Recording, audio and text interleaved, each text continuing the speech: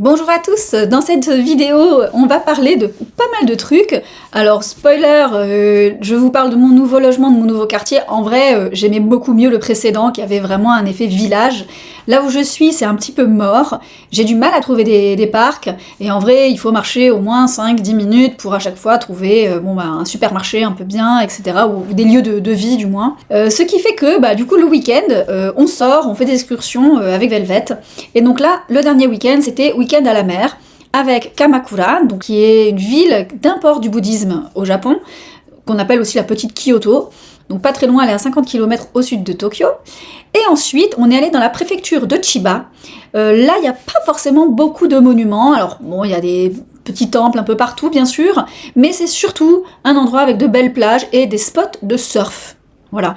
Donc on était sur un week-end un peu chill avec Velvet, et on a fait pas mal de pet café, vous allez voir.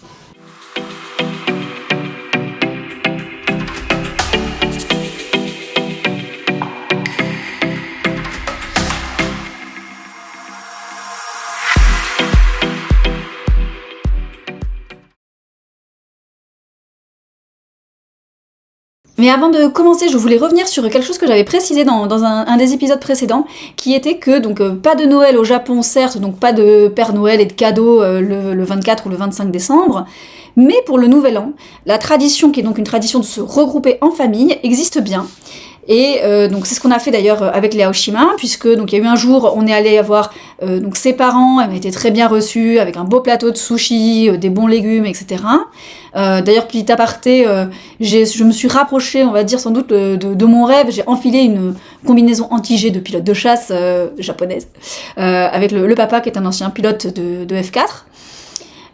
Mais aussi cette période de Nouvel An, donc la famille se regroupe, donc les grands-parents, les parents, les petits-enfants. Mais il y a une motivation pour les enfants à se regrouper avec leur famille, et c'est ce qu'on appelle l'otoshi-dama, ce sont les étrennes. Alors pour les enfants, ça va à peu près de l'âge de 5 ans jusqu'à 18-20 ans, ils poussent un peu au-delà de la majorité. Pourquoi ? Parce que à 5 ans on reçoit peut-être 500 yens, donc quelque chose comme 3-5 euros, alors ça dépend du taux de change. Mais quand on en a 15 ou 20, ça peut être quelques milliers de yens, donc là ça devient sérieux, et chaque parent, donc les grands-parents, les parents, les oncles, les tantes, donnent une enveloppe.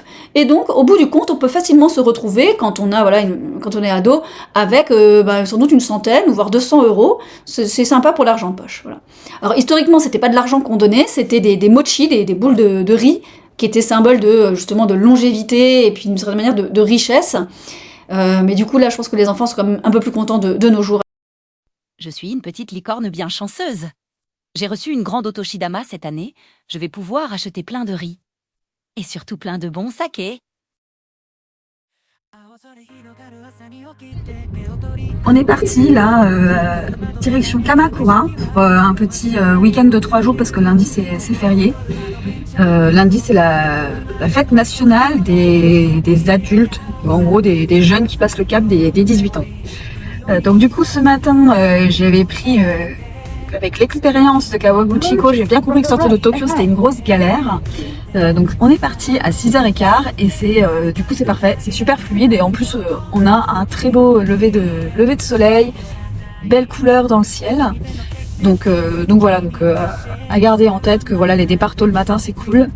Par contre, alors, j'avais garé la voiture, alors j'avais pas voulu utiliser les petits parkings parce qu'ils ont un système un peu d'anti-vol ou d'anti-départ sauvage que je ne connais pas, et je m'étais dit me galérer tôt le matin avec une machine évidemment en japonais, je pense que c'était pas le délire, mais donc de fait je me suis pris une prune, donc je verrai ça en rentrant, je pense avec l'agence de voiture, comment on gère les prunes au Japon. Voilà, à suivre.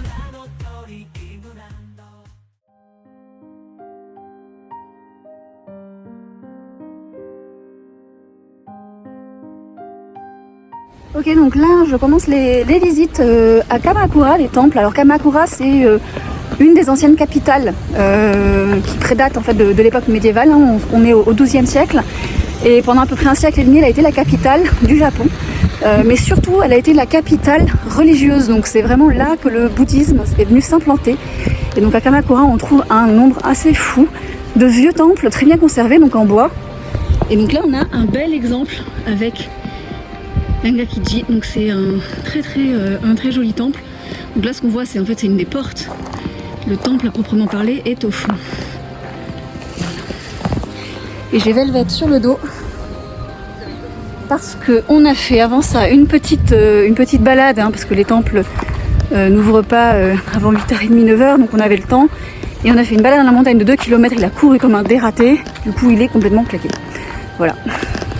Engakuji, en fait, c'est le nom du temple principal, mais on est ici sur un ensemble qui doit faire, je dirais à peu près une douzaine de temples, et qui sont un peu éparpillés dans cette petite florée. Deuxième temple sur notre route, le Sasuke Inari Jinja, qui, comme son nom l'indique, en fait, est un temple shinto dédié à la divinité du renard, le Inari. Et le renard, donc au Japon, représente la prospérité financière, la richesse économique, le succès du business, parce que le renard aimait bien le riz, sans doute. Petite pause dans une toute petite boulangerie, mais qui était vraiment délicieuse, très bien achalandée. Et en échangeant du coup avec la boulangère, elle m'explique que elle et son mari ont passé du temps à Nantes, dans la petite boulangerie à Nantes. Alors on continue cette fois-ci du côté de Hase, donc à l'ouest de Kamakura, avec le Kotokuin, qui est cet immense Bouddha assis, pour lequel un artiste a façonné des sandales imaginaires, puisqu'il ne les a jamais portées, mais géantes. Waouh, mais ses pieds sont énormes. Ce monsieur doit vraiment marcher très vite. Heureusement que moi, je suis une licorne et que je peux voler. Dernière étape, du côté de Hase-dera, donc le temple de la ville de Dera, qui est un très joli temple avec une belle entrée comme on le voit, des jardins et des étangs de part et d'autre. On monte un certain nombre de marches pour arriver sur la terrasse, d'où on peut apprécier le panorama sur la mer, mais aussi ce magnifique temple dont le Bouddha intérieur a toute une histoire, puisqu'il aurait été envoyé depuis Nara sur les mers et aurait échoué à Kamakura.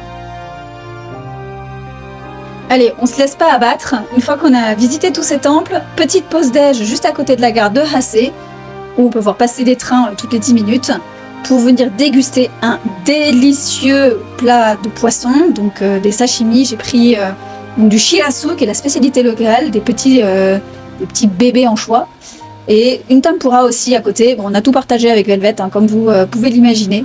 Vraiment, je me suis régalée. En plus, j'étais au soleil, malgré le vent, il faisait bon.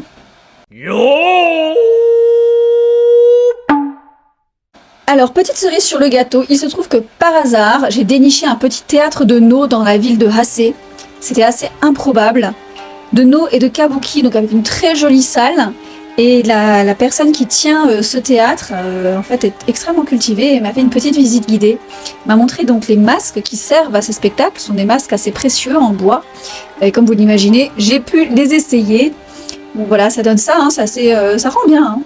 Et juste après, on a dégusté avec Wasabi un petit matcha accompagné de sa petite, on va dire, mignardise locale, tamponnée du cheval, qui est donc le symbole de l'année. On se rappelle bien, c'est l'année du cheval.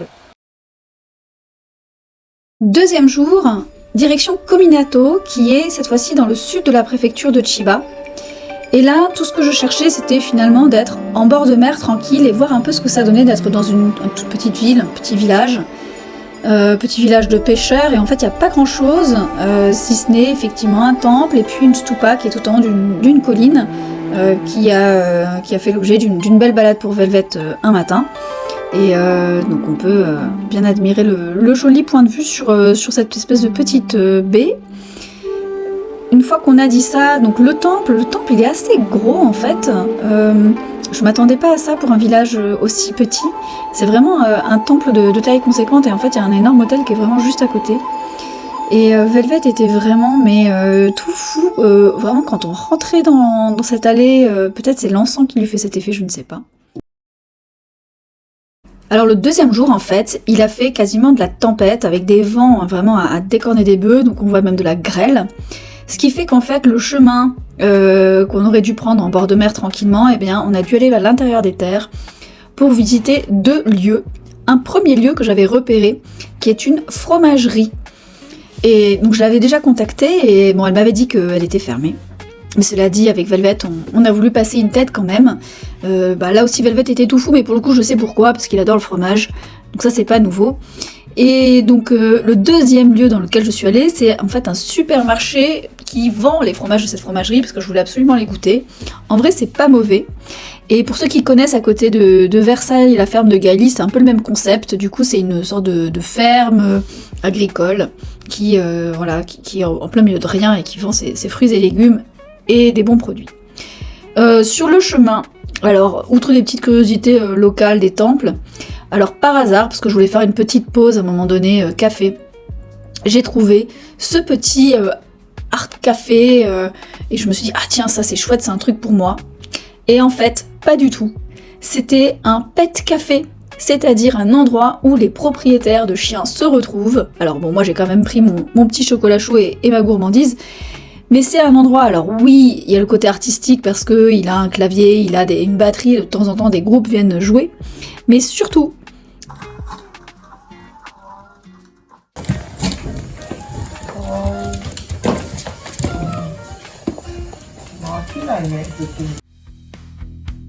Voilà, le dernier jour, donc on est remonté par la route 128, donc c'est la route qui longe la côte, puisqu'ils adorent mettre des routes qui longent les côtes. Et donc là, on est vraiment sur une côte pacifique, on va dire un peu effectivement à l'américaine, et donc notamment l'Ichinomiya Beach, qui est une plage de surfeurs. Donc là, on reconnaît un peu le style un peu surf, beaucoup de petits cafés, de petits restos qui se veulent un peu cool, bien agréable. Petite balade pour Velvet en bord de plage. Bon, Velvet adore le sable, donc ça lui fait toujours plaisir. Ça c'est ses petites racines bretonnes et basques. Mais aussi, comme on le voit, les surfeurs, tout le monde n'est pas comme Kelly Slater, ou alors je connais pas les noms des nouveaux surfeurs du moment. Finalement, tout le monde fait du surf. Là aussi, j'avais voulu faire une petite pause pour le déjeuner, j'avais juste regardé sur mon appli qu'est-ce qui était bien noté, et je suis tombée par hasard sur ce café, Mamet Omugi. Et là, vraiment, parfois je me demande si le hasard est vraiment complètement au hasard dans ces applications, mais c'est en fait aussi un pet café. Tout à fait bobo, donc Velvet a trouvé des petits potes. Bon, on est bien décoré, on mange bien, j'ai pris un burger, vraiment j'ai l'impression que tout était fait maison, presque jusqu'au ketchup. Donc rien à dire, très sympa. Là on profite d'avoir la voiture jusqu'à 21h pour faire une petite escale dans un des quartiers de Tokyo qui est un tout petit peu plus éloigné, qui est la Skytree. Donc là c'est sympa parce qu'elle est illuminée dans la couleur préférée de certaines personnes. Alors la semaine prochaine, qu'est-ce qu'on a au programme ? Une petite initiation au Mahjong. Alors je sais que c'est chinois, mais ici au Japon il y a plein de gens qui jouent au Mahjong. Et surtout, un spectacle de l'art martial le plus ancien au Japon, donc je vous laisserai deviner ce que c'est. Et donc ça, j'attends ça avec impatience. Voilà. Bonne semaine à tous!